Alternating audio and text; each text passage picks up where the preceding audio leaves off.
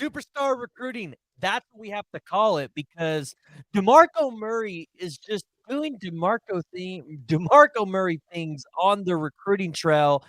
And as the 2024 class is hopefully starting to shape up with, I think, both or all three of your running back targets having visited between earlier this week and the Champion Barbecue, Oklahoma feels like they should be in prime position to be able to land the running back targets they want to. But then you look at all of the BV camps that were basically hosted and all of the guys that DeMarco Murray basically had his pick of the litter of and who he got to see. Hey, you know what? It's something we got to talk about. But before we do that, guys, go ahead and hit that like and hit that subscribe button. Jump down in the comments below and let me know what y'all's thoughts are. Ultimately, do you think DeMarco Murray has the superstar status in the recruiting trail that, well, we're all saying that he's got? So we look at the 2024 recruits, and although DeMarco Murray was not able to land those of James Peoples or maybe Stacey Gage wasn't a take, you still have several running back targets on the board. And you look at Kaden Durham, Taylor Tatum, probably number one and number two. One of them's from originally Moore, Oklahoma, playing in Duncanville, Texas. That would be Kaden Durham, who you're in a battle with LSU. But then you look at Taylor Tatum, who potentially could be a 5-star, and is the number 33 overall ranked player in the 247 composite rankings from Longview, Texas. You feel like you're in pretty good spots for both of them because, well, for Taylor Tatum, kind of got the baseball pitch there, right? Hey, we have a program that's been to the World Series. We have a football program that's constantly in contention for a national title or at least in the conversation for a playoff spot. And you feel like with what DeMarco Murray has done, not only in college, but the NFL, that his recruiting pitch might be a little bit more effective than others across the land. But let's look at guys that maybe weren't offered by Oklahoma that still wanted to be at Oklahoma.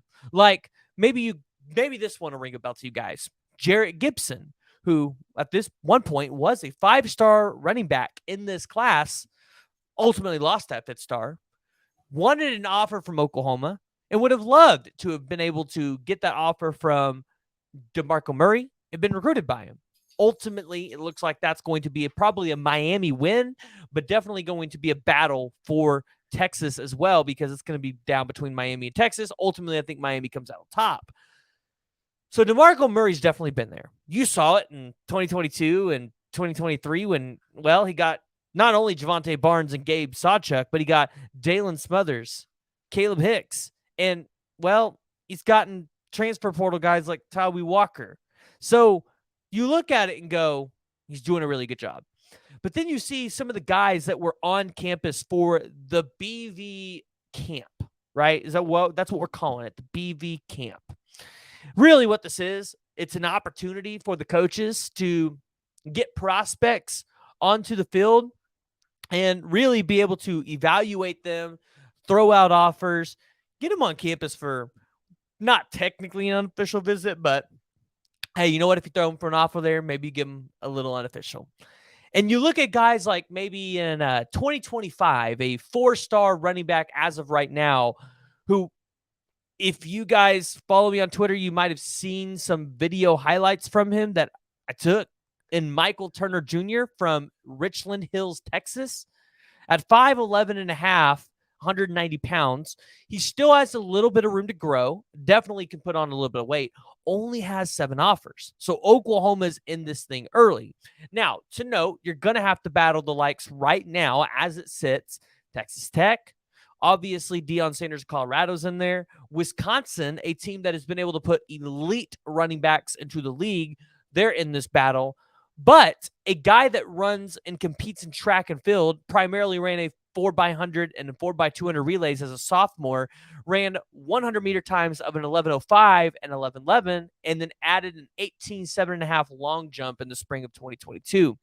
Not to mention, he's the Texas District 5.5A D1 first-team selection as a sophomore, where he ran for over 849 yards, 12 touchdowns, and 8.49 yards a carry. So you might be saying, oh, all right, well, listen, the kid's got a lot of room to grow. And he plays in Texas. So because he plays in Texas, he's playing the most elite of the elite talent.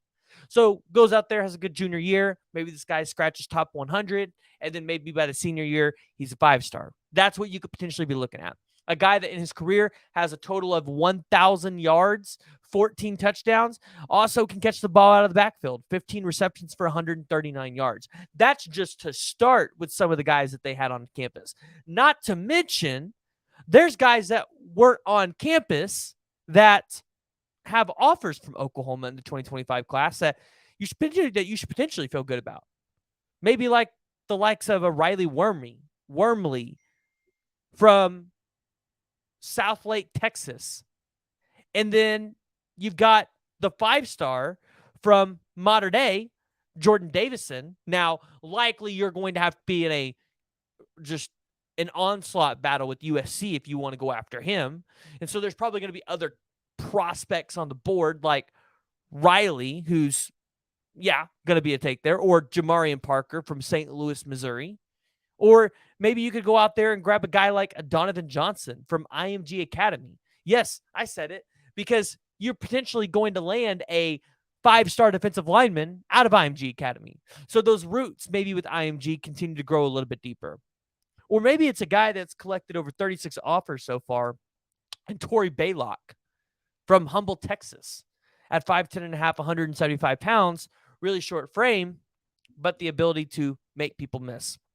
You look at the 2025 class and what the Sooners could be potentially taking, especially with some of the guys that were on campus, maybe like Terry Simmons Jr., or let's see here. Do I have any? In 2027, they had a Yogi Martin Jr., who is actually out at IMG Academy right now.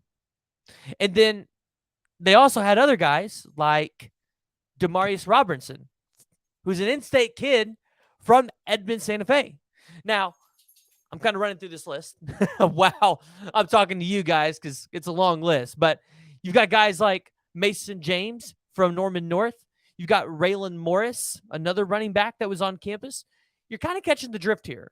There's been a lot of people on campus, and there's been a lot that have kind of stuck out. And ultimately, I think Oklahoma is going to put themselves in a good position to be able to go out there and land another solid class, not only in 2024, but in 2025, because Demarco Murray is just that superstar on the field with the superstar pitch. He can walk in a room and tell you, I've been in your shoes, and I know how to get from the high school level to college. I know what it takes in college to get to the NFL level, and I know what it takes in the NFL level to keep your job. Yeah, because in the NFL, you have to worry about keeping your job. And so DeMarco Murray's pitch is maybe a little bit more unique than other running backs coaches across the country. But guys, I want to hear from you. Go ahead and jump down in the comments below and let me know what y'all's thoughts are. Ultimately, do you think DeMarco Murray is a superstar recruiter? And what do you think the next couple of years for DeMarco Murray along the recruiting trail are going to be like? Because you can imagine if he is a running back, potentially enter in any sort of Heisman conversation, which I think he has guys that could potentially do it, especially with how Jeff Lebby is going to use the running backs in this offense, then yeah, I think you could totally be seeing DeMarco Murray as a superstar recruiter. But guys, go ahead, jump down in the comments below and let me know what y'all's thoughts are.